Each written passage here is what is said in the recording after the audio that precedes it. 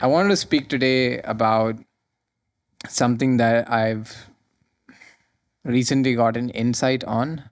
It was sort of like a epiphany moment, and it's basically the law of state of energy transfer or the state of law of energy transfer or something like that. It's basically about energy transfer, right?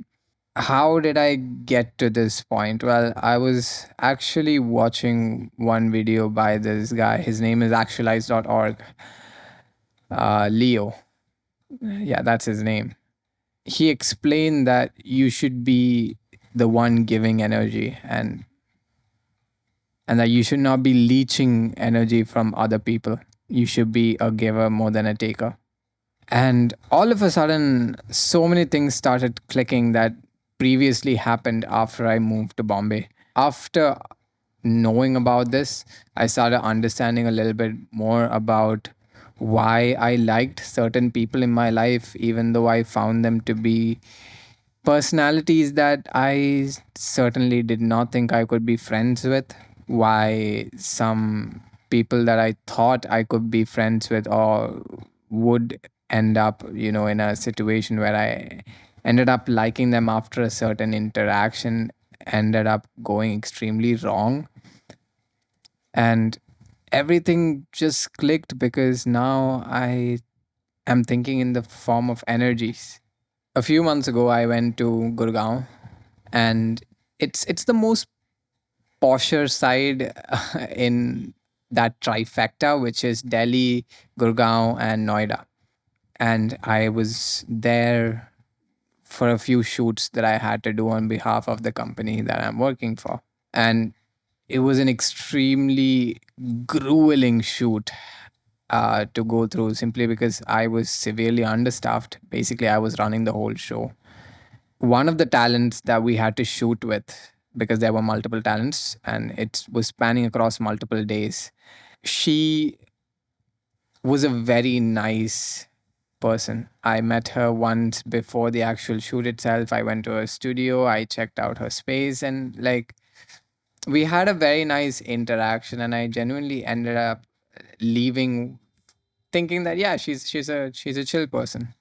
And then the shoot came around, and she was not as prepared as we would have liked her to be. And essentially, she just took the entire day just to finish something that could have been knocked out within an hour or two. And we felt stuck at multiple points of that entire shoot, just not able to move forward simply because she was not able to get into the rift of things. She was not able to get into the flow of things. And we had to keep coming back to the same place that we were trying to move away from. And at the end of the shoot, me and the director, we were in the cab and we were going back home, which was around 2 hours away. And we were just like sighing and we were just like, wow, that was something. And now if I'm thinking about it from the context that I mentioned prior, she really meant that that woman was leeching energy from the both of us. She was taking a lot more energy than she was giving.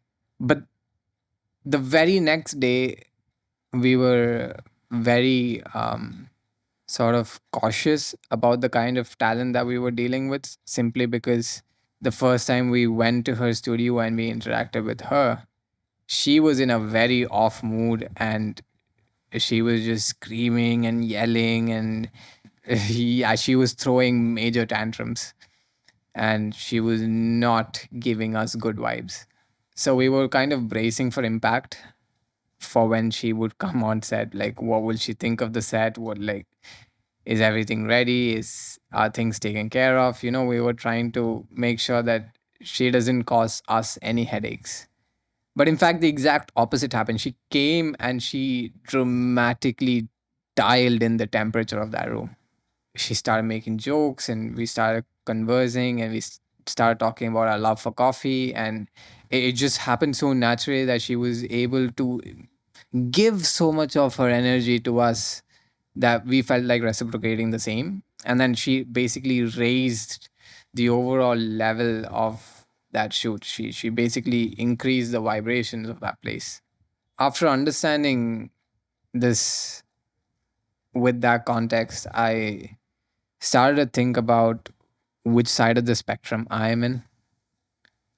Was I a giver or was I a taker? And what I found that is in most situations, I usually ended up being on the side of the taker more than the giver, as much as I would like to have been the giver. I don't think my vibration, my energy, my presence, if you will, exists in a perpetually higher state than the average population. I don't think I'm that kind of person. And so, whenever I come across individuals that have that aura, that presence, that vibration, that's certainly above the average norm, all of a sudden I feel a very sort of like a magnetic pull towards them. And what I understand is that I was essentially just leeching their energy to come to their state or like bring them down to mine, sort of trying to achieve equilibrium between both of our energies. Now, that sounds very woo woo spiritual, but that's how interactions really work if you try to observe a lot of them. Try to understand why certain people have the kind of gravitas around them that you might find to be extremely appealing.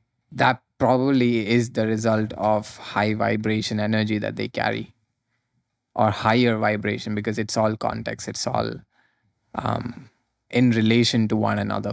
Now I keep asking the people that come into my life, are you a giver or are you a taker? And a lot of people I've observed tend to say that I'm a giver, which I am guilty of as well, because I do think that I give in my own way. But that's again the kind of distinction that we need to make, because I ask them, how are you a giver? And they say, well, I like to gift things, I like to do little things for other people, I'm a giver that way. To which I question them further, asking, okay, but what about your day to day interaction?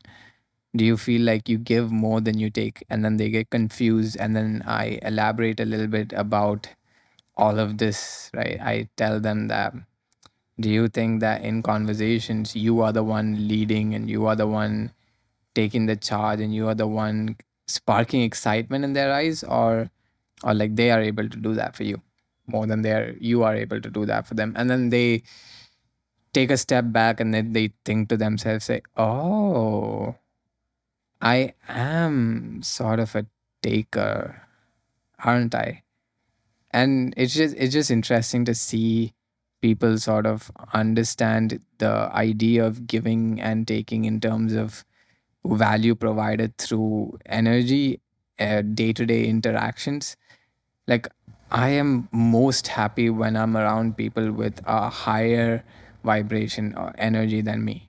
If people are in a lower energy state than me, then I also tend to go down to that state, because I can't be the one that's putting a lot of energy out there trying to raise people's levels up. I don't know how to dial in the temperature of a room just yet. It's something that I've been practicing on for the past like year, subconsciously, unknowingly, without really paying too much attention to it. But it has been something that I've been actively trying to do for the past 2 months with a lot of care and effort. And I still feel like there is a lot of friction that it requires, simply because this is not how you've existed for the majority of your lifetime.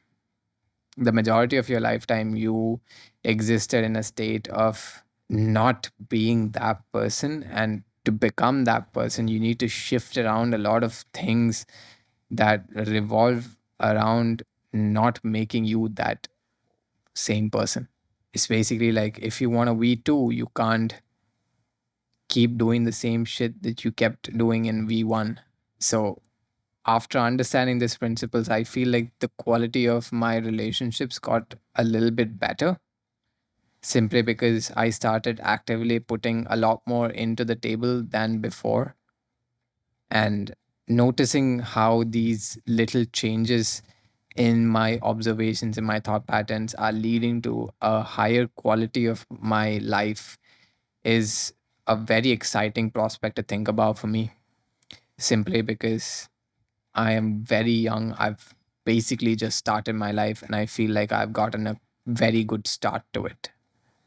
I've gotten a start where, unlike most people, I don't think I have limitations, or I'm not bounded by certain things. Of course, I have limitations and I have bounds, but again, those limitations and bounds are created as part of your reality by your own mind. And if you start to view them as not bounds or restrictions, then you can actually treat them as freedom, and you can shift that around as well. So, again, these are all things that I've been noticing about myself and around the actions that I've been doing. And I'm sort of manifesting all of that into my life. And that's only because I'm able to observe patterns in thinking, patterns in doing, and patterns in understanding what not to do by seeing the kind of people that I don't want to end up being like, and thinking what they do, and sort of doing exactly the opposite of that. So, for example,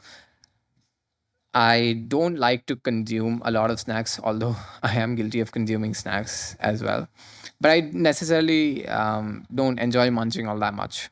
To get rid of the midnight cravings, I've made it quite a ground rule that I will never order groceries online, although there have been a few exceptions to that rule here and there. But I've avoided it as much as possible. If I need something, I make sure that I go down and get it. And then after I get it, I make sure that I come up by climbing the damn stairs. I make sure that there's effort behind the things that I want to acquire, simply because that increases the friction of the activity itself of acquiring the goods, and that makes you more mindful of the things that you are doing, because now you're putting a lot more time to it. Like, a hurried life is, you don't get to really think about the things that you are doing. It's a bad analogy, but a person that enjoys rolling their own cigarettes, and I don't smoke, but I'm just letting you know because I hang out with a lot of smokers, right?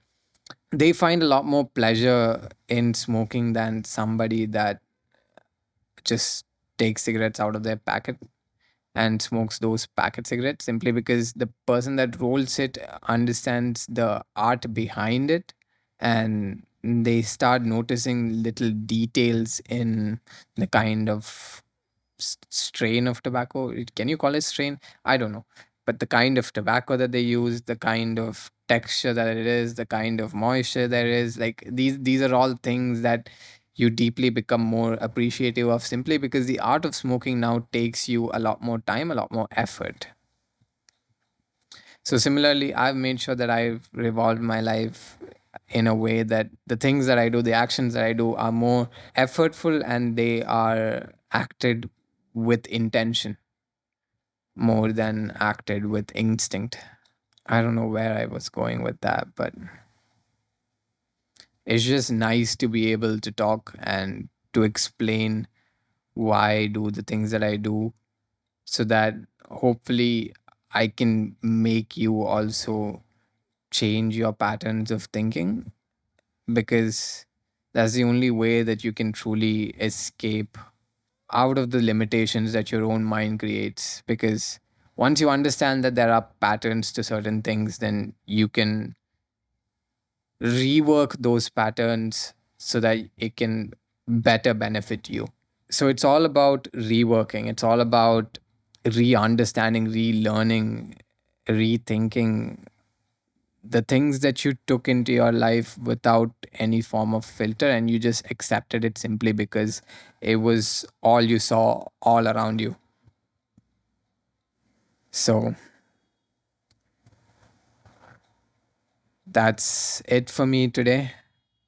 I know that was such a random one, but this is day one of me trying to speak in front of the camera all over again, and sort of start again with uploading on YouTube.